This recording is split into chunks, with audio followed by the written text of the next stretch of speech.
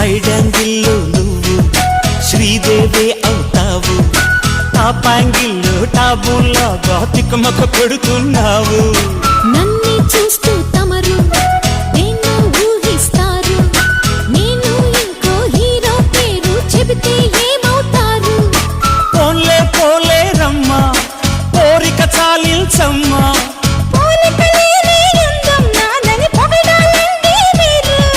పొగరు ఫిగరు నీతో సరి ఎవరు?